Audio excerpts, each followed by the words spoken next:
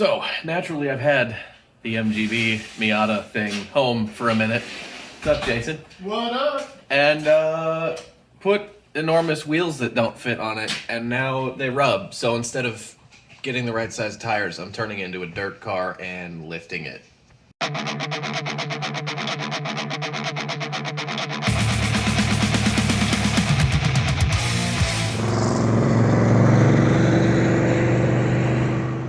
Ready to make a mud car out of a Mazda?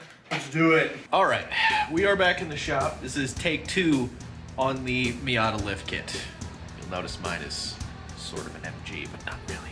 So, kit fits anything that's a 90 to 05 Miata. It's a 3-inch lift from Paco Motorsports. It's like 220 bucks. But with the enormous wheels I'm running, doesn't really fit. We discovered that the first time. Too much camber in the rear, so I ordered spacers, and we're gonna slap it together and readjust the suspension so it hopefully won't rub again. So part of the reason for wanting the lift, you can see where this thing has been rubbing. Even with everything clearanced in here the best we could, it's still hitting up here and at the back toward the edge of the bumper. There's just not enough clearance for 225, 50, 17s. These things just look like killer rally wheels.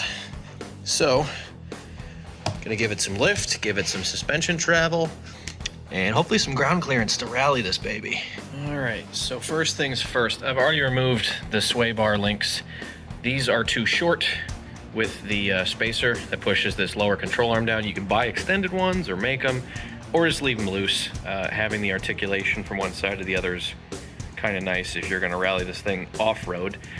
We also need to take all of the bushings loose. So this here we need to remove in order to make it easy to install the spacer. The rest of them we just take loose. It is recommended that you mark where these eccentrics are with like a paint pen or a Sharpie, and there are 4 of them on each side. We'll probably end up adjusting those in just to gain back some of the camber. As this comes down, it puts the top of the tire a little bit closer to this strut, so that was why we needed the spacer for that. Other than that, it's just kind of getting everything loose so it doesn't bind up. We'll tighten them once the car is sitting on some car ramps or stands, but we'll put the full weight of the suspension on and then reinstall it. All you need to do that is a 14 and a 17, and then all of the new hardware is 13 and 19. So just grabbed everything, set it aside. We'll get to tearing this baby down. All right, so we got the suspension disconnected. We just took off that upper control arm bolt, drop everything down, make this install easy, and supported this with the jack so it's not pulling on the brake line over here. Each side of the rear has a bracket, and that tab with the eyelet will be facing forward. It just drops in. It's not easy to do with one hand. It drops in right there where the original mount was, and you'll want to put in this bolt. It's a 13 millimeter, and it falls into an opening right in there underneath the CV shaft once it's lined up. It's a little bit easier to do when there's no tension on it. You can raise or lower this to just hit your, there we go. There it is. It just falls in there like that. This relocates the lower bolt that your suspension mounts to. And there's that one small bolt up there. Get this thing bolted in, and see how it looks with a wheel with the suspension all together. And just like that, the lower rear is all done on this side. You do need to reuse this large through bolt from the bottom of the strut to retain that bracket, but it's the same on both sides. There are torque specs in the instructions. They're really good, lots of colorful pictures, explains everything real well. So yeah, follow those torque specs and dab a Loctite here and there. It goes together in just a few minutes. Pretty easy, honestly. It's kind of tight fitment up here, but these are kind of wider and taller than stock, so. All right, we are getting the front apart, same as the rear. You gotta take all your rubber bushings loose and make sure to mark your eccentric bolts on the bottom so you can get close, but we'll have to realign that in a minute. Did not want to use a spring compressor, and the instructions say not to remove the ball joint on the lower control arm fully, but in order to get some real clearance in here, it's kind of the only way. So there's a 17 millimeter bolt inside of this pocket here, And there's another through bolt goes through the end of the control arm. So by dropping that out, we've got all this room. The bracket here just goes in with that spacer right there to the rear of the car. The one's the opposite way, but that extra block of steel is at the back.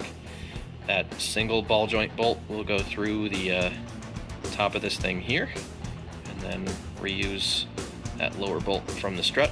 New bolt goes through the top, basically same as the rear, and then we'll, I guess, get to setting our camber and steering the best we can. Had to use a jack to get that ball joint back in. I think whether or not you removed it, the lower control arm kind of allows that ball joint to move around in there.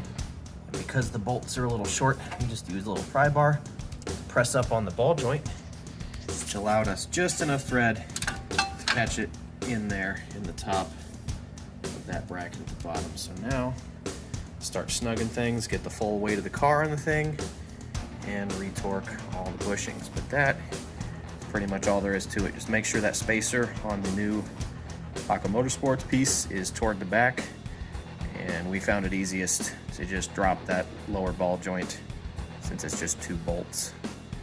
But went through in just a few minutes. Everything went together nicely, and we're going to try to adjust for some of this crazy camber. Turned out pretty well. Oh yeah. Thanks for the shop. You're welcome. We've got the front pretty much all done, adjusted the lower control arms as far out as we can, because this actually has positive camber, which you don't really want. But the clearance seems fine without wheel spacers, so we're gonna live without that. And we're just reinstalling these sway bar links. This one's actually a little bent, I'm assuming from the accident. But we're gonna throw those in there and set it on its weight, cinch all the bolts, and then we'll just kind of align it real quick with some construction levels. Should be fine, hopefully. We're kind of at the final step. We adjusted the camber as best we could. There are extended lower ball joints, but they were out of stock when we started this. So we just have a level on either side of the wheel. What you got there? We got 67 and an 8. And we still had about 68 up front.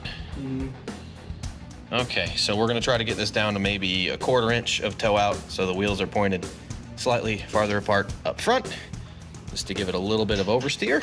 But just adjusting those steering links, and we'll have it there in a minute. Jason, my friend, we did it. We did it. The camber is a little wonky, so probably gonna have to order some extended ball joints.